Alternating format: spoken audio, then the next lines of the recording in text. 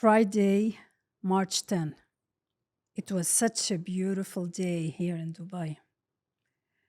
My son and I, Omar, we decided to go out to lunch with my mother, and we wanted to make it very special for her.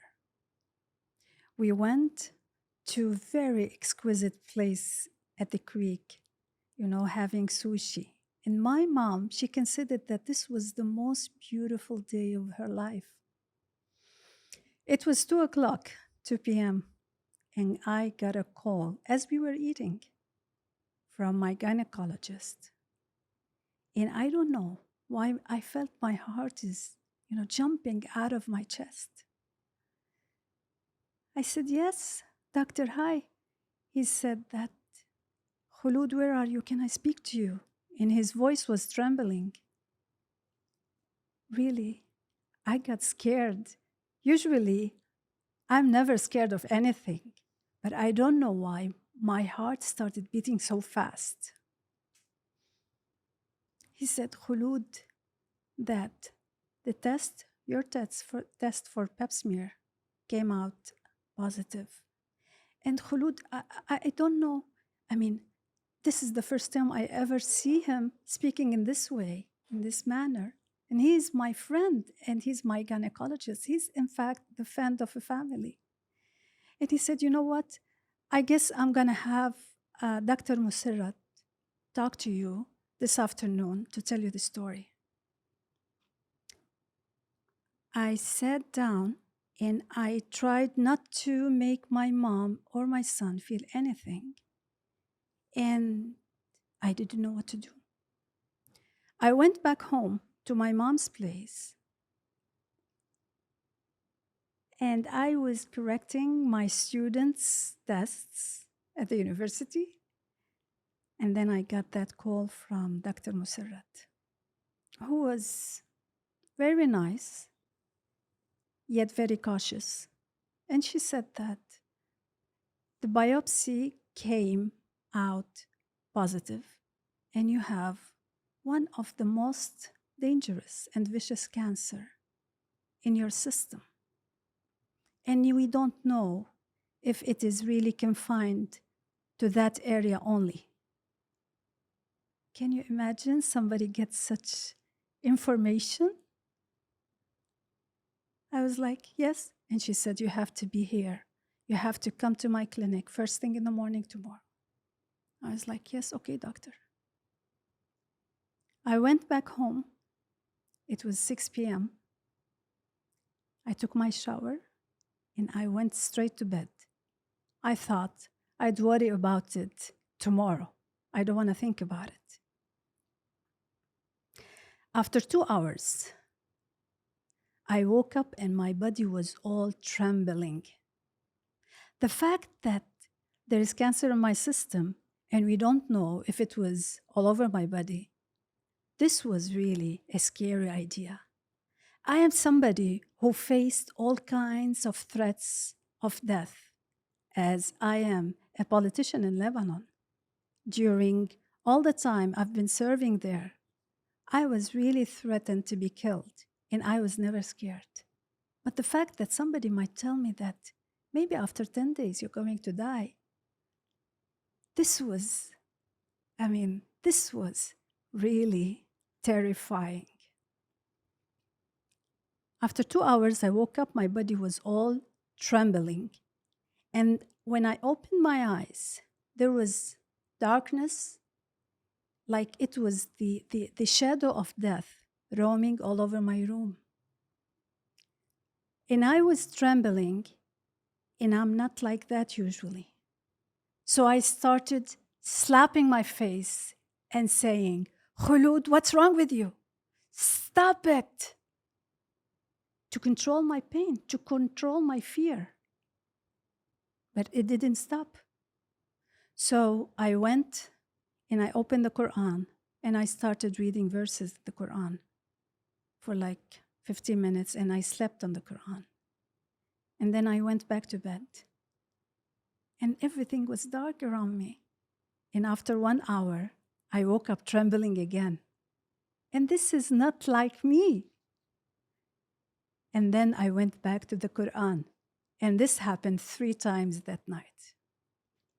The following morning, I woke up and I went straight to the hospital to meet Dr. Musarrat. I went there. She received me with a wide smile. She has such a beautiful smile that the minute I saw her, I don't know why, I felt I'm in peace or I am in safe hands. This is not really marketing. This woman, really, this doctor, she's a woman, helped me a lot. So she said that you have a serious cancer in your system and we have to start a journey together to get rid of it. It's serious. We don't know if it exists all over your system. However, look at the bright side. I heard that you are a powerful woman and you will be able to conquer it. Believe me, these few words boosted my self-confidence, and I believed that I will conquer it. I want you all really to look at Dr. Musarrat, and I have her here. I'm really grateful, Dr. Musarrat, that you are here. You accepted to talk about this openly because it is something very serious, and we have to teach everyone. It has to be a campaign that everybody has to be careful in our lives that nobody has to go through this. Dr. Musarrat Ahmad, she is the gynecologist at the CMC hospital. Please, Dr. Musarrat, thank you very much. Thank you very much for being with me. Thank you very much for being with me in this ride, helping me through and helping me getting rid of it. Thank you, Khulud. And your story is so touching. I never thought that after I called you, what you went through. But yes, it's very important to talk about this disease because cervical cancer is one of the preventable cancers. So nobody should have to go through it. And if we do the right effort, we can prevent this kind of disease from happening at all. Please, Dr. Musarrat, tell the people about yourself. Where did you graduate? Where do you work? And, just a short bio if you don't mind. Yeah. So I graduated from Pakistan and I did my specialization first from Pakistan, but then I went to Germany and then I did a double specialization in Germany, first in gynecology and then gyne-oncology. So I have work experience in Germany, in Abu Dhabi. So let's talk about this disease. Let's tell people, what is it? How do we get it? What happens? How does it develop? And what are the percentages of people having that disease? So let's take What is each it? and every question one by Yeah. one. So the kind of cancer that you went through, it's basically, and it's the most common kind in the mouth of the uterus. We call it cervix. It is an HPV related cancer. Human papilloma virus, we abbreviate it as HPV. So it's basically a virus which is the reason for the development of this kind of cancer. So that is why I was saying that it is a preventable cancer. Why it's preventable? If we prevent the infection with HPV virus, we can prevent the development of cancer, not only of cervix, but also of vulva, vagina, mouth, pharynx, and the larynx. So it's Doctor, I want to tell you something. We want to be really open about it. We should not be cautious. We don't want to have, any barriers to think that, let's be cautious in speaking. I want to speak about it bluntly, so that people will be really, really careful. Okay? yes. So HPV is mostly either sexual or intimate transmission. In most of the Western countries, including Australia, uh, Germany, America, Canada, there is government sponsored programs, including Abu Dhabi. Actually, Abu Dhabi, there is a government sponsored program where all the adolescent girls at least are given vaccine against HPV. Boys? In Australia, the boys are offered vaccine, and now it's coming up in UK as well for boys. But like other countries in Europe, they are not offering it as yet, government sponsored to the boys as well. But this is in the pipeline. This is what all the healthcare professionals um, wa- um, are actually lobbying for, that all should get this vaccine. Okay. So, of course, in the state of Abu Dhabi, it's also government sponsored HPV vaccine. But for now, the program is basically for adolescent girls and boys which are under the age of 18. I want to talk first, before going there, I want to talk about the disease. How do we get it? Yeah. How do you get it? And what does it do to the body? And everybody who ever gets the HPV will get the disease as well? You know, if we get the virus, do we get the disease? Does it develop? Does it become cancer? No, that's not the case actually. Almost all of us are exposed to HPV. As I said, it's sexually transmitted or intimate contacts transmitted disease. So, but all of us do not get to develop persistent HPV infection.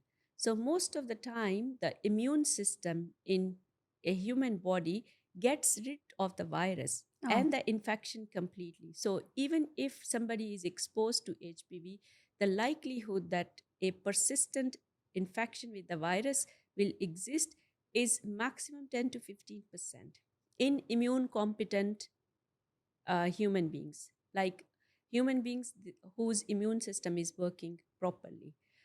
Only in people where there is some immune deficiency, means their immune system is not working properly, they are at higher risk of having persistent infection with HPV. Okay, maybe do you think that the certain factor that happened, probably somebody got something like corona? You know, sometimes our immune system might depress, and the virus might wake up. A That lot of becomes a viral disease. illnesses can make a person immune deficient.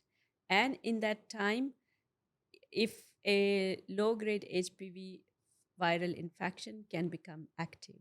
So it's difficult to say what exactly is the reason behind, but most of us, they get rid of the virus, but only 10 to 15% of us will have persistent viral infection. So how long do you think it stays in the system?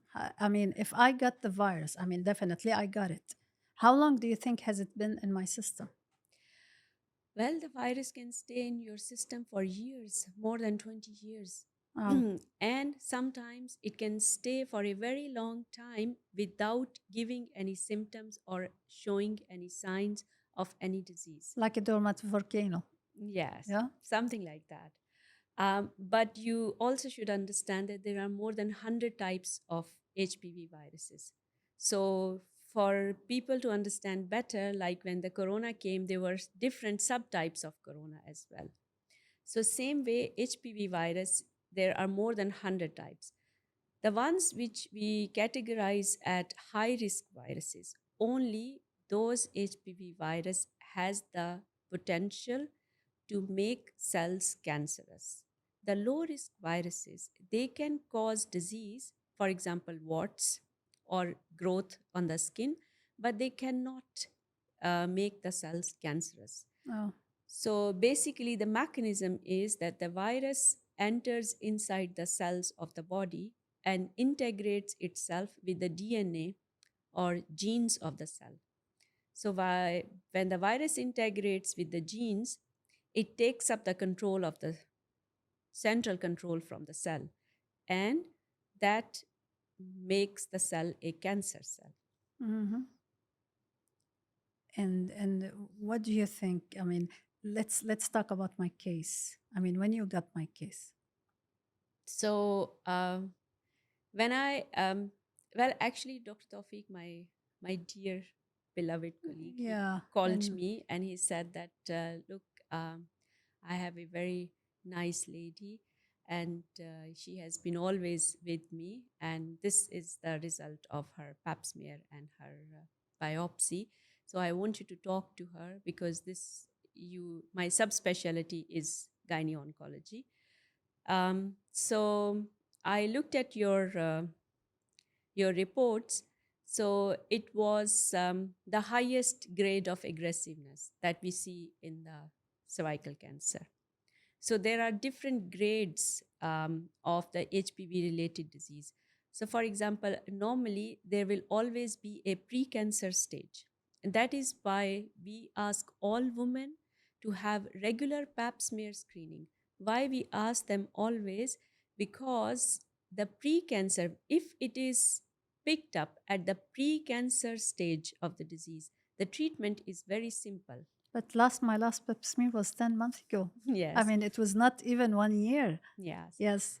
So it is just that pap smears are also not 100% Correct. confirmatory specific. Mm. So there is always a margin of error around 2%. So uh, sometimes in spite of regular screening, in spite of regularly checking a woman, um, the cancer may still develop, but it's very rare to happen this way. So in your case, it was something we do not see very often. It is rare. Normally, the natural course of the disease should be that there should be a precancer lesion which actually later on can convert itself, if not treated, to cancer lesion. So, but in your case, the last pap smear was completely normal, and this one was Does the it go through stages? I mean, I was, as you said, like stage 3, something like that. grade Grade 3. grade three So disease. does it go like grade 1, grade 2, grade 3, or like Mm. straight grade 3? I am always special, in everything. Yes, actually, the grade of the disease, it depends on how much the cancer or HPV has changed the genome of the cell or how aggressive it has made that cell. So, no, it doesn't go from grade 1 to grade 2. Normally, depending on the potential of a virus to change the cell, it will be either grade 1 disease or directly grade 3 disease. But yes, the disease goes through stages. Stages is different than grading. So, stages means that the cancer will be smallest It at the might grow. stage 1, and then stage 2 it will be bigger, and then it may come out of the cervix and involve surrounding areas like vagina or the side of the uterus, and stage 3 when it will go somewhere else in the tummy, and stage 4 when it will go like in all the different distant organs in the body. What do you think stopped it from, developing? Because, you know, I mean, by the way, I have to say that, I went for a checkup, even though it was not the time for me for a checkup. I spoke with my doctor and I told him that I saw one spot, you know, so I would like to get it checked. And even my husband, he's a doctor, he said that you don't have to worry. I mean, it might be nothing. And I was like, it might be something. Let me. And I'm not the obsessive kind of person, but I don't know. My heart was like saying that go and check it out. So I checked it, and he was terrified when he did the pap smear. He said that there is a lesion, you know, I want to check it out. So he did the biopsy then. So I'm telling you, every woman, do not underestimate any sign that your body gives you. The body of my skin changed. The smell of my skin changed, And that was alarming for me too. Yeah. It was not a bad odor, but truly it was different from the smell of my skin. And it was alarming enough for me too.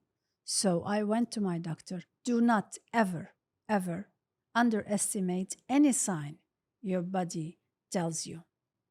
So let's talk about, That is actually a yeah, very good advice. I would like to reiterate that whenever there is something wrong happening, the body has ways to tell you yeah. that something is not right and it has to be fixed. I mean, you can feel it. I mean, I don't know. Usually, I always treat myself. I always treat myself, and I take care of myself. But I'm never obsessed. I always find remedies for minor sickness. But this was really alarming for me. And I got it checked. And I called him. I called my doctor, Dr. Eid, and he said that I'm in Lebanon. When I come back, you will do your pap smear and everything. I told him, I'm waiting for you. You give me the first appointment, please. So it was alarming for me. And it's good. It's good. It's because of that I'm still alive today. Yeah, It's because of it's that. lucky. Yeah. I would call it lucky. Yeah. That lucky that you heard what your body was trying to tell you, and lucky that you acted on it, and lucky that you actually, when you heard the news, you didn't go into crisis, you get into the warrior mode. Yes, warrior, but I truly embraced it. Yes. I was happy because when I informed my family, I haven't seen my boys who are all over the world. They came, my sons, from Germany, from America. My brothers also, they came from all over the world. And this is the importance of having a loving family. Take care of your family too. So let's continue with the disease, doctor. What do you think are the preventive measures? We say that the vaccine for the young children, I mean, not children, like adolescents, between 14 and 18. I have a question. Because we are discussing this with all the family now. I'm making a campaign inside my family. If a girl is like 30 years old and she's not married and she never had intimate relationship, yeah, can she test herself that whether she is HPV free? And then if she is, she takes the vaccine? So if she never had an intimate sexual contact, then she can directly get the vaccine. That's what I would recommend. Does it go from one person to the other through kissing? Very unlikely. Oh, very unlikely. Yeah. So if somebody is had never had intimate, real sexual contact, whether it's a man or a woman, then they don't need to test themselves for HPV. They can directly go for the vaccine. But coming to the vaccine, I want to clarify something else, that there are more than 100 types of HPV viruses. But the best vaccine that we have so far is against 9 out of those 100 Oh, viruses. we still have 91 then. Yes, so it doesn't cover against all the 100 types, but there is always a little bit of cross protection. Cross protection means that if the vaccine has been given for one aggressive type of virus, so it may give a cross protection against some other type as well. But that is not something which can be promised. It is some just theoretical thing that there may be some cross Okay, let's protection. now be also blunt here. Everybody's worried about companies, selling vaccines and selling, and marketing for diseases so that they sell more vaccines. I want to know that what is the percentage of a child to take a vaccine? What is the percentage to be prevented from the HPV? One thing, and the other thing is I forgot the other thing. So let's talk about the first one. Yes. So about the safety of the vaccine, you Yeah. mean to say about the safety of Yeah, the I mean, vaccine? how does is there are any side effects? Are there any side effects for the So, vaccine? well, the good thing about HPV vaccine is, although the awareness is less, but it has been given to literally millions of people around the globe. And not only, so for example, the uptake of vaccine in Australia is around 94%. So that means 94% of the adolescent Australian population starting the year 2014 from now has taken the vaccine. And the uptake in UK was around 90%. In Germany, it's around 75%. So is the other Western countries like Sweden, Norway, and others, West and the East European countries. In America, the uptake is also very good. So that means the vaccine has literally been given to thousands, not thousands, sorry, millions of people around the world. And we do not have any safety concerns about this vaccine. So Okay. this vaccine is proven safe. And in UK, the program is running since 1998. It So doesn't it's affect fertility or something for boys, for example, if they take it or something like that. no, Yeah, no, it does not. it does not. So it is a proven safe vaccine. And even Abu Dhabi government is offering it since 2014. Well, I think governments all over the world, they have to subsidize this vaccine, because I wouldn't want, believe me, I wouldn't want anybody, not even my enemy, to go through what I've been through these 2 weeks. And I was really lucky. I had my operation. I am now, as doctor promised me, that I am cancer free. They got rid of it. The pain was massive. The experience was, I don't know how to put it in words. However, I survived it, with her help and her smile. Look at her smile. I mean, with her smile, her power, her words, her telling me everything in details and making me feel, thinking in my mind, how can I control it? How can I kill it? Besides the operation and everything, but also my self-confidence, my psychology. I had to work out my psychology so that I'm able to conquer it. It's really, this is the second time I go through this. I had something like that when I was young. I was 18, and it was confirmed that it was cancer, but after an 10 hours operation, it turned out to be a benign mixed tumor. And doctors were amazed because they took a biopsy and they were, and there were no tests like now, the PET scan and the MRI. This was like, I am old enough for this. But I am so happy that God gave me this heart. I think it's my heart is full of love. And love is the most powerful energy and power that you can have to conquer everything. Yes. So, what do you think? I think that governments, as we were saying, they have to subsidize. If your woman got that disease, I mean, she got it from men. I'm not here to make anybody obsessed, and I'm not here to blame anybody. But things happen. We have to address these issues, talk about them, and be aware of them so that we protect our women, our daughters, and our boys too. We have to talk about them openly so that nobody would go through this. And believe me, if women are sick in a community, I'm talking to governments, and what usually, statistics says that around 85% of governments are men across the world. Yes. So these men, if you have your women in your community are sick, and the workforce in every country is basically women. If women are sick, it will affect your economy. So I think governments have to subsidize and support and help women. And I think women should not pay for this kind of test, for the vaccine. They should not pay for mammogram and papsmere.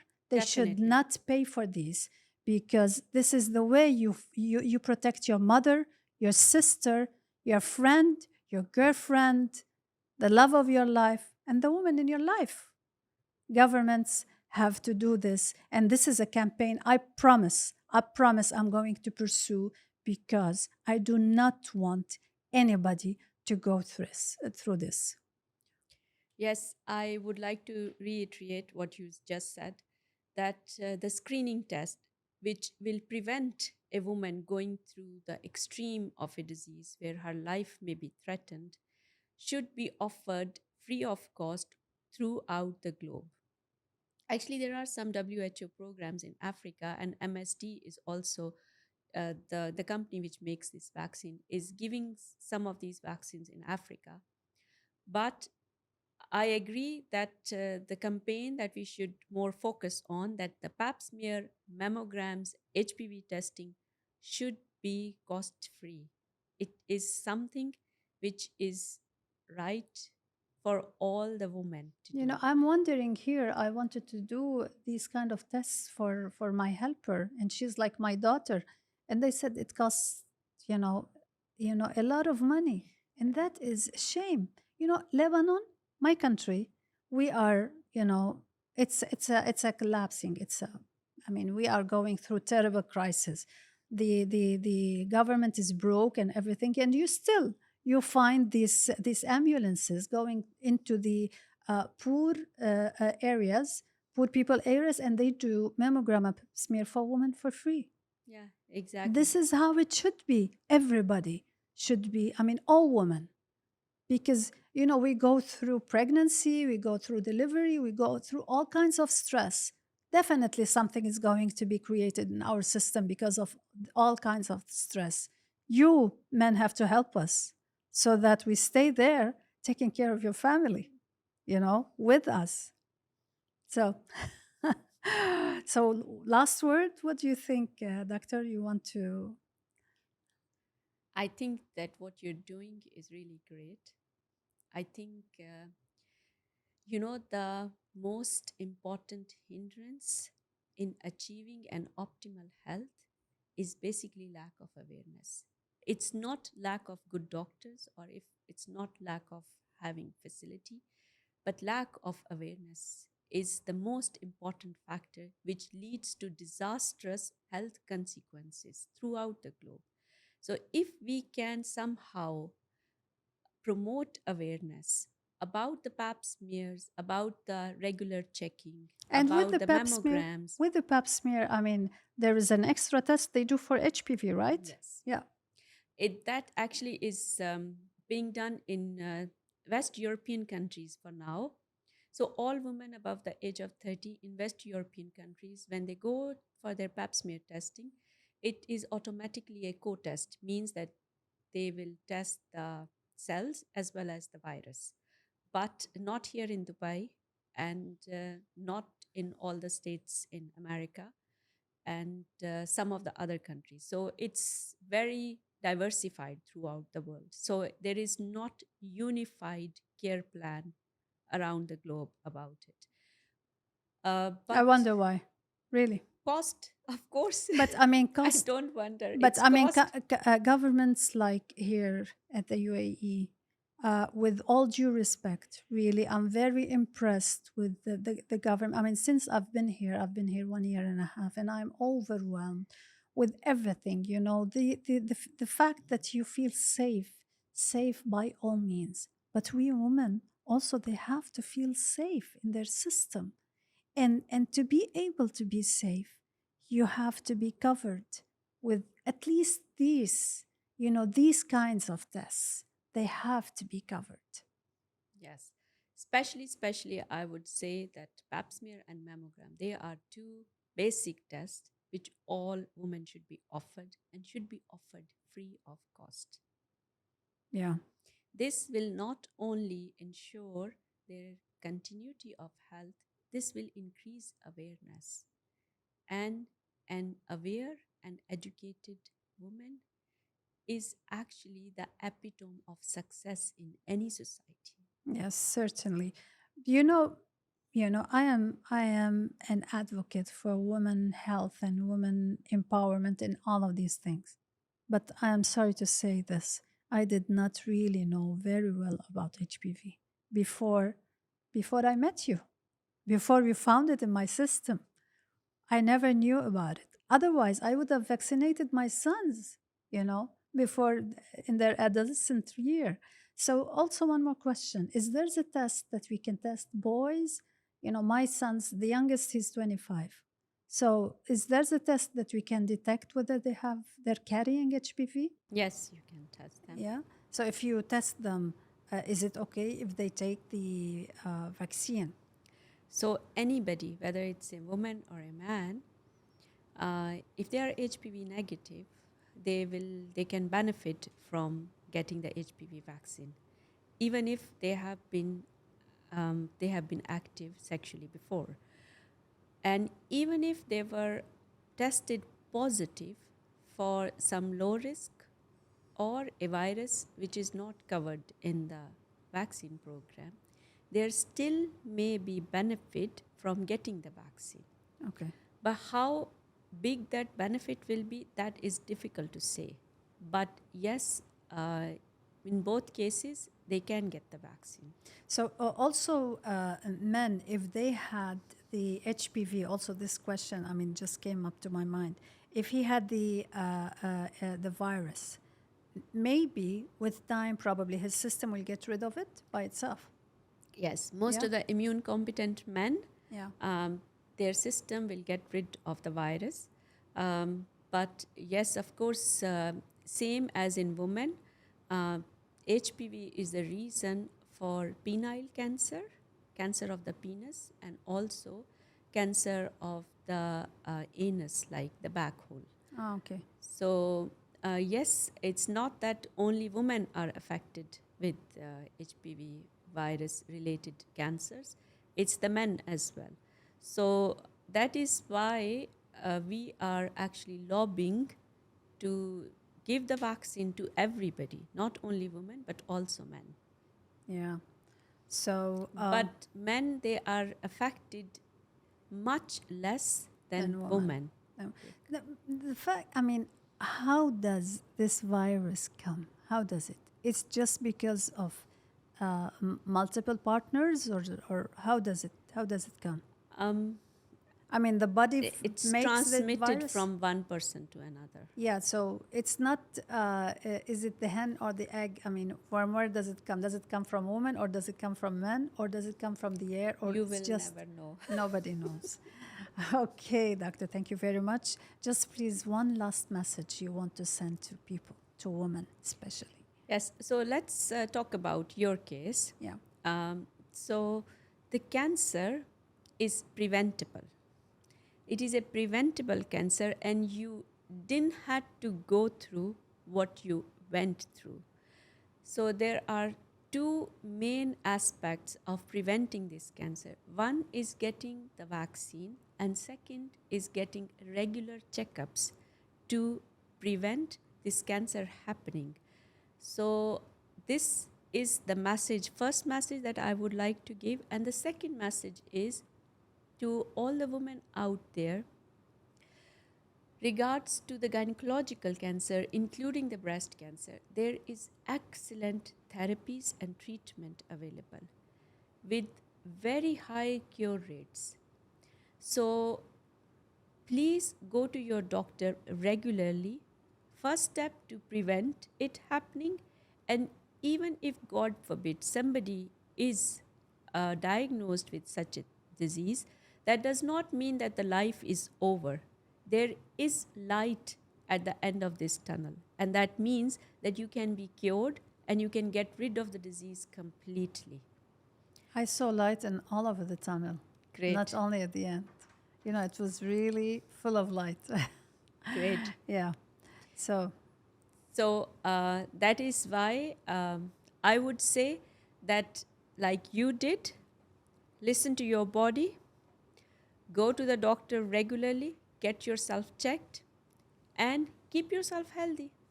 yeah, thank you very much. Thank you very much for accepting to be here on board with me because, I was so passionate about it. I wouldn't want anybody to get, to go through what I've been through.